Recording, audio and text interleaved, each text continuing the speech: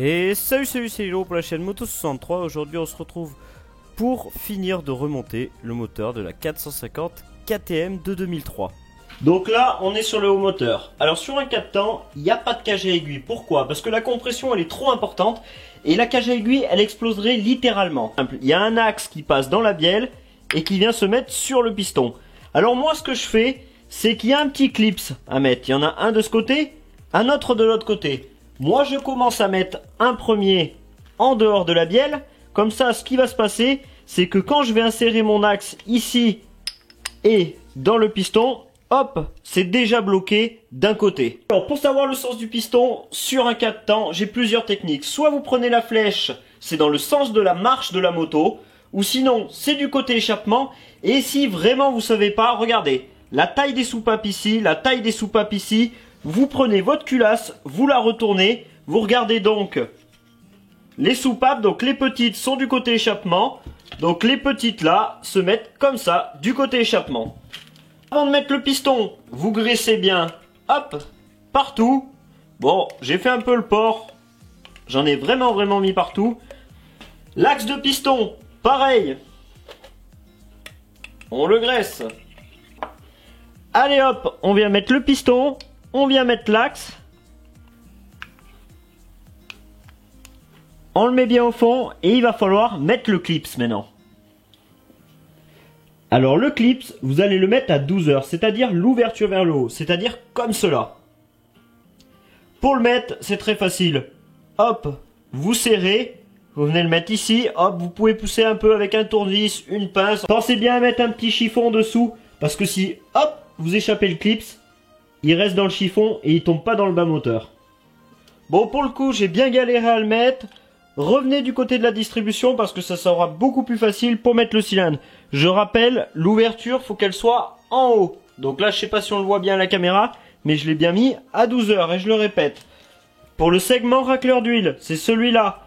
Vous allez le mettre derrière, c'est-à-dire à cet endroit. Sur le piston, ça donne ça, c'est-à-dire entre les deux trous de derrière. Et pour le segment, vous le mettez à 90 degrés par rapport à l'ouverture du segment de racleur d'huile. C'est-à-dire qu'il devrait se trouver un petit peu près par là. Alors c'est pas 90 pile poil.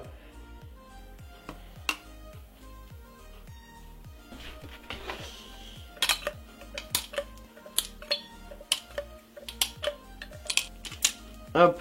Après vous allez faire passer le piston. Vous faites bien attention de bien mettre le cylindre dans le bon sens. Et vous allez commencer par faire passer le segment.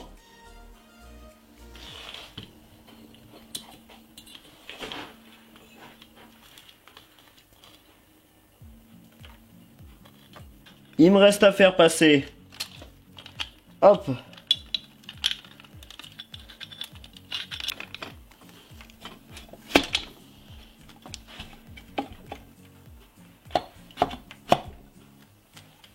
vérifiez que votre joint est bien en place. Les deux chaînes de distribution. Hop. Bon. Arrivé ici, votre piston il doit vraiment être au ras parce qu'il doit être en point mort haut. Bon allez, on va venir mettre le joint de culasse.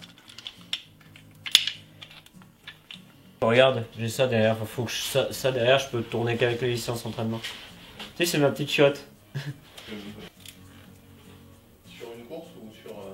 Non, en total, parce qu'en fait, faire une course, ça va pas me coûter de... Comment dire, ça va me coûter presque autant que d'acheter la licence course. À 10 € près. Donc l'affaire est vite vue. Mais je sais pas si je vais en faire une, parce que le souci, c'est que... Moi, ce qui m'emmerde, c'est qu'il faut que je paye toutes les courses avant. Là. Alors, si tu t'inscris pas avant, il n'y aura aucune course, c'est tout en liste d'attente et tu te fais tout. Tu t'inscris avant, mais tu payes pas avant. Ouais, bah ouais, mais là, Adrien, tu te rappelles l'année dernière comment ça a fait? Et ben, c'est soit ça recommence comme ça, soit. Sur ta culasse, tu devrais y faire bouger. Ah, mais je sais pas. Voilà. Alors là, je vais vous expliquer comment rifter une chaîne de distribution sans le petit appareil à rifter.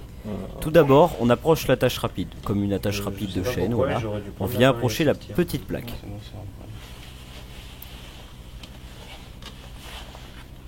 Ensuite, on va venir encore un petit peu plus l'approcher. On prend une petite clé à œil, on vient taper dessus avec une petite masse derrière. Ça va Johnny B. Good? Cale derrière. Ah ouais, je vais le faire rentrer un peu plus. Prenez un petit marteau, une petite masse, avec le bout pointu, pam, vous venez taper. Par contre, il faut toujours être deux, c'est ça le désavantage. Hop.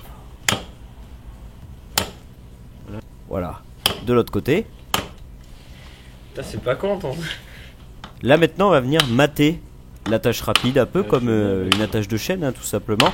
Sauf qu'on n'utilise pas les outils adéquats. Mais ça fonctionne très bien. J'ai utilisé ce système sur plusieurs chaînes après cette vidéo et ça fonctionne très bien. Pour savoir comment il faut faire pour mettre votre arbre à cam. Votre arbre à cam, avant de rifter la chaîne comme je vous ai fait voir juste avant, vous avez un petit point ici, un petit point ici. Il va falloir aligner votre arbre à cam par rapport au plan de joint. Et il faut que ce petit pion soit en haut à gauche. En haut à gauche, vous voyez?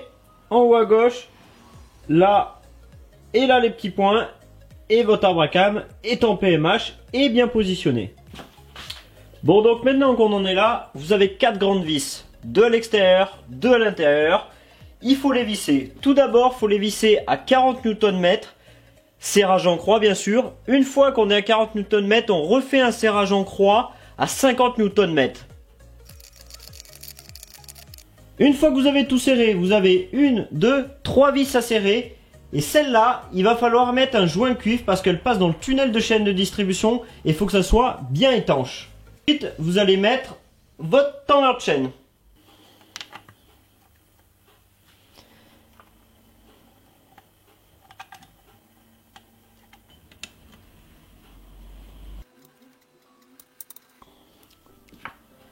Votre bouchon.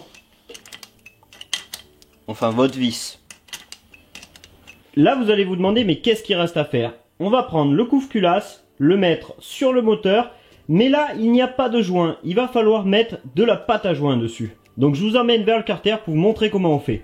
Mettre de la pâte à joint, c'est pas très difficile. Il suffit que son plan de joint soit très propre, on dégraisse bien comme il faut, on met la pâte à joint.